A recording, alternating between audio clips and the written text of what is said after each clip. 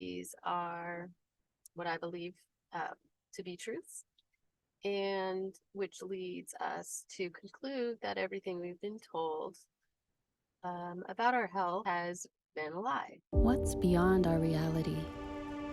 Is there a different world waiting for our discovery? Are you open to the disruption that comes with change? This can only be done by embracing your fears, challenging your beliefs, questioning your reality, turning within for real change. This is where we join science, metaphysics, spirituality, and life experiences to bring about true healing. You can be happy. You can have peace. You can heal. This is the Self-Healing Network. Today's video is about 5 health truths or lies that will blow your mind. So, depending on how you want to look at it, these are what I believe to be truths, and which leads us to conclude that everything we've been told about our health and about the way things happen in our body has been a lie. So these might challenge your beliefs and everything you've been taught. You may find some resistance come up in your body. You may want to protest the things that I'm saying because they do challenge the very core of everything we've learned our whole life. I'm just offering alternative ways to look at things. If you want to open up your mind to possibilities that may be out there, then possible explanations for the things that go on in our bodies and why we get sick and how that happens, and how we can actually utilize this knowledge for our benefit. Let's get into it. Number 1, germ theory and contagion have never been proven to be true. I know this is how we live our life. Everything that we know is about germs and preventing them from getting into the body. But so Robert Koch is considered one of the founders of modern bacteriology. He's responsible for creating what is known as Koch's postulates, which consist of 4 principles that were created with the purpose of finding specific microorganisms and linking them to specific diseases. So if all 4 of these conditions are met, then you've proven the infectious cause for a specific set of symptoms. So this is the only way to prove causation. So his first postulate states, microorganisms must be found in abundance in all of the organisms that are suffering from the particular disease, but not found in healthy organisms. So this postulate was eventually dropped because nobody could make this true. Koch could not find proof of contagion using his own 4 postulates. So he couldn't even make this true. And nobody so far has ever been able to meet this first postulate that he created. And Louis Pasteur, the father of germ theory, he's famous for his work with bacteria in milk. He conducted falsified experiments for over 40 years. So towards the end of his life, he passed on his notebooks to his heirs, and he asked that they never be made public. So his family, or I think it was his stepson or somebody, didn't really like him at all. So they didn't listen to his request, and they ended up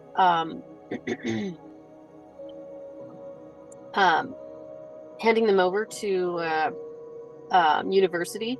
So a professor at Princeton University ended up publishing an analysis of his notebooks, which revealed that he had conducted massive fraud in all of his studies.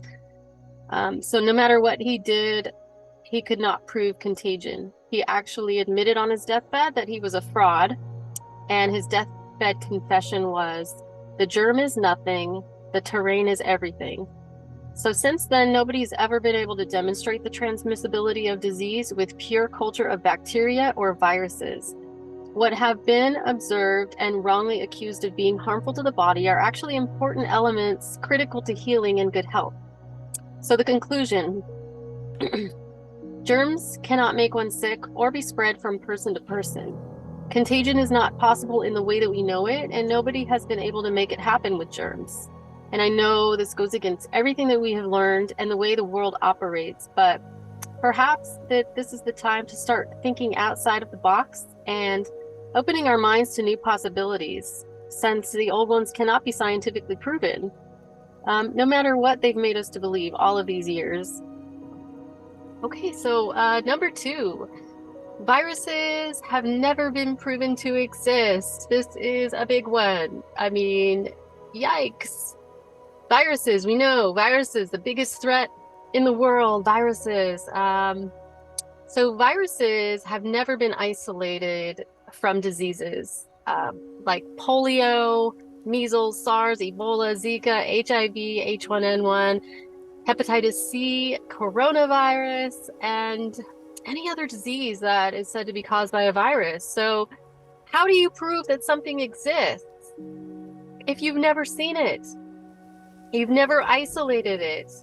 You have just thought that it may exist. It is an idea. So nobody has actually isolated these viruses. So tests like the PCR tests, it was developed for detecting AIDS and also used for COVID, but they do not actually detect an actual virus. I think they're called a surrogate test is how they work. So they're merely able to find higher levels of genetic particles in the blood, which can easily be attributed to other factors such as toxins, EMFs, malnutrition, stress. So those things can all cause cell degradation, which can introduce debris into the bloodstream. So these PCR tests, they simply test or they identify debris in the blood, and the assumption is made that it's a virus, but that's simply not true. So PCR tests basically show that you're sick with something, which can include toxin overload, undernourishment, and having up to 40 other conditions, which can generate a false positive. That's why they talk about false positives, even false negatives, but that's another story.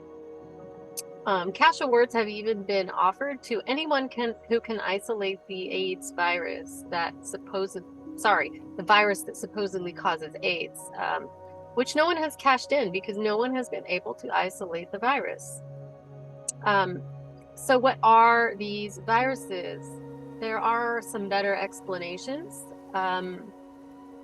What they have seen and labeled viruses are inside individual cells, and they move outside of the cells and can move from person to person.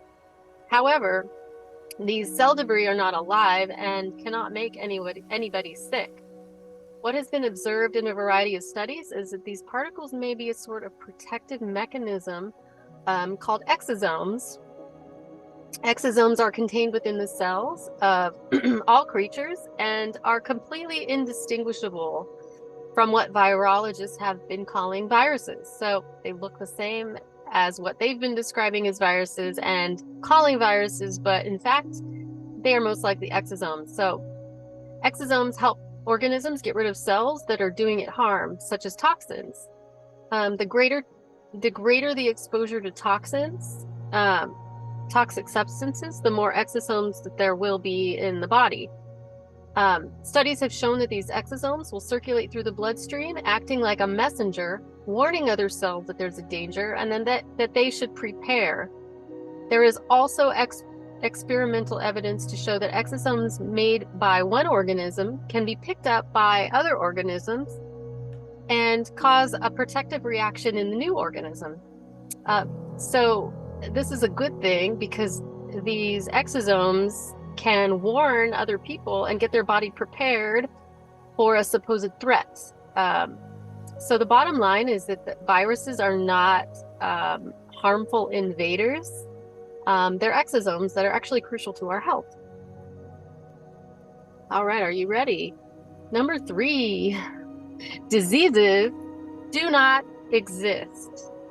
Yes, I said it. Diseases do not exist. So diseases such as cancer, tumors, flus, colds, measles, etc., those are all not diseases. What we call diseases are just a set of symptoms anyway. So there's technically not a disease. A disease was created by a human to give a name to a set of symptoms, right?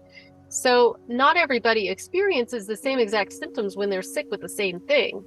People that have colds, in general, they have similar symptoms, but overall, people experience different things. That's because a disease is not caused by something out there, not like something out there that's coming into your body and creating this disease. There are no outside threats. Like I just said, bacteria, germs, viruses, they are not what we have known them to be. So, what we see as diseases are actually natural biological responses of the body in an attempt to heal a conflict in the psyche. So we know that the brain and the mind can create your reality.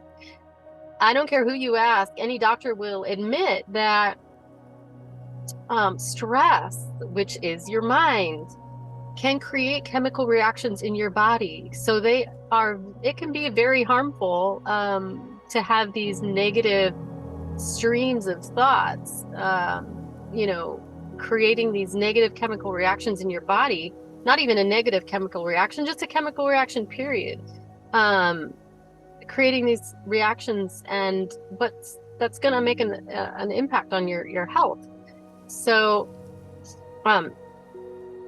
what I'm explaining to you is a little bit complex, so I'm gonna make another video describing exactly what this is in terms of what I've been studying. It's called German New Medicine, and it describes exactly why diseases are the way they are, and they're actually the way the body functions when it's trying to heal something that was created by the psyche, the body, all in combination. So, like I said, it's a pretty complex topic. So I'm going to explain that in a different video, but I will explain how diseases don't exist. So ready for number 4. Sorry, I'm excited. Number 4, there is no immune system. Yes, another shocking one. So because there are no outside invaders, that means there is no defense system in our body that has to protect us from these outside invaders. So what we've known to be an immune system, it doesn't exist in that way. So what we have in our body is not an immune system. It's a repair and maintenance system, a support system. So our body is biologically perfect. It supports us when there's a conflict, takes the proper measures to protect us and do what it can to solve that conflict. And bacteria are actually helpful and created by the body in order to assist in resolving these conflicts. The same goes for fungi. The moment you have a conflict, the bacteria and fungi start multiplying in order to help you. This means that they are already present in the body. So yes, there are ways that we can help support our body, like getting proper nutrition, rest, avoiding environmental toxins, being aware of our thoughts and emotions, because those are so important, getting exercise, handling conflicts that we encounter immediately. So I will, like I said, I'm going to make a German New Medicine video explaining all about this, and I will explain more about this particular topic. And the next one, number 5. Cancer and tumors are a common occurrence. So we know the C word, it's awful. It's all over. Fuck cancer. Everyone's fighting cancer. Obviously not everybody, but yes, everybody, when they have it, they are fighting cancer. Nobody wants that diagnosis, but I will explain more in the other video. Ha, you knew that. because it is a complicated topic and it goes hand in hand with all of these things that I'm talking about here. German New Medicine. So I will give you a brief overview of exactly what is going on when you do have what our current medical system has established as cancer and tumors. Okay, so when a person experiences a conflict shock, this is a sudden event or experience that is like super unexpected. It catches you off guard and it shocks you. Example, like the death of a spouse or someone cheats on you, something really shocking to the system. And there's so many possibilities. And it even doesn't even have to be that shocking. Something that just jolts you, surprises you. So the body is made aware of that conflict shock via the brain. And both the brain and the body respond in a way to assist that person that had the conflict shock in resolving that shock to the system. In the brain, when a conflict shock happens, a white ring forms around an area, a specific area, that can be viewed on a CAT scan that's attributed to that conflict shock. So whether it's abandonment, survival, there's a particular area in the brain where a white ring will form on a CAT scan that you could see. So these rings have actually been observable by, whoever reads the CAT scan.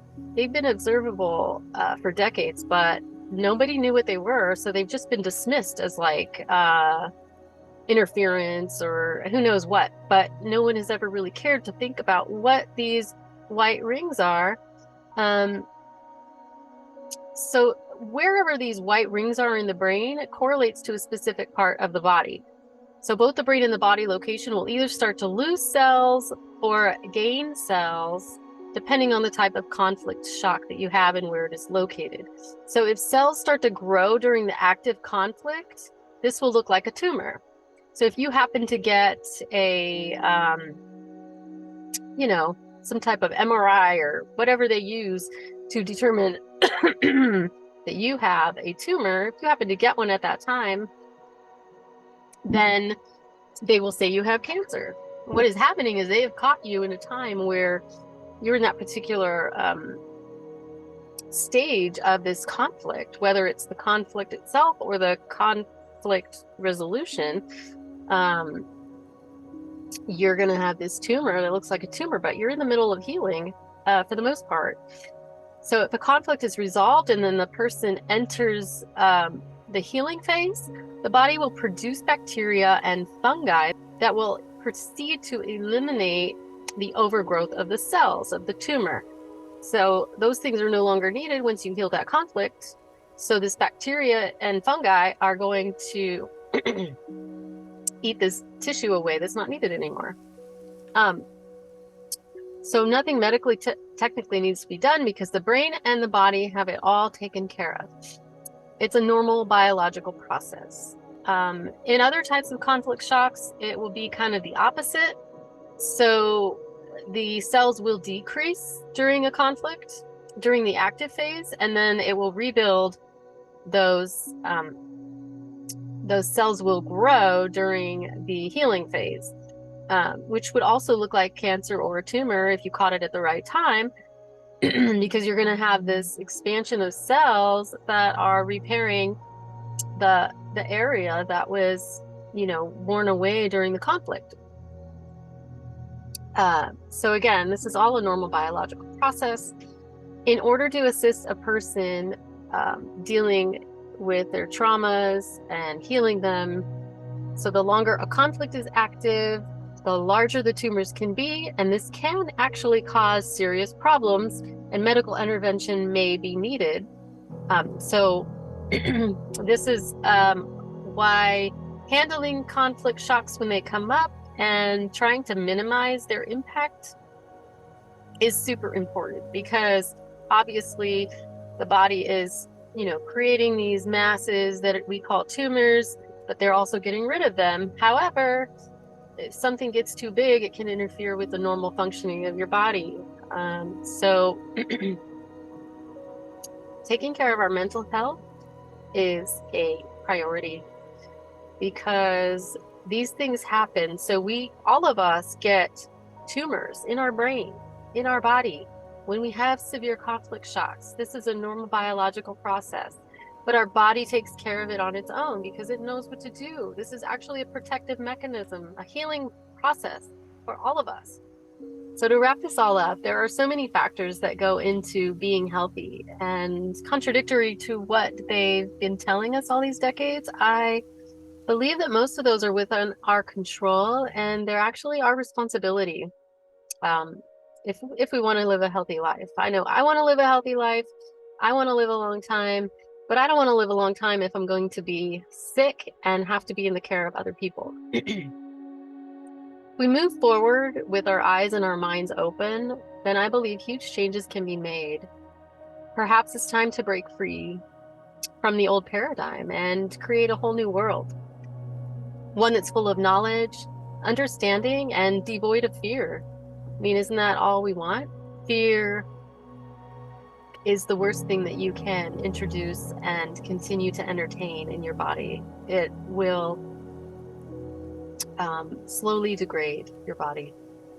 Well, I hope you enjoyed this video, and I look forward to talking to you on the next one. If you're interested in these topics, then let me know, and I will make more. So stay tuned for the German New Medicine 101, I guess, Intro to German New Medicine video, where I will talk more about all of these principles and why it makes so much sense, so much more sense than what we've been taught. And it actually introduces a sense of freedom into your life. So take care. If you enjoy this type of content and would like to see more, please like and subscribe to be notified when I upload new videos. You can read more about EFT, join my healing community, or schedule a private session by visiting my website at roothealings.com.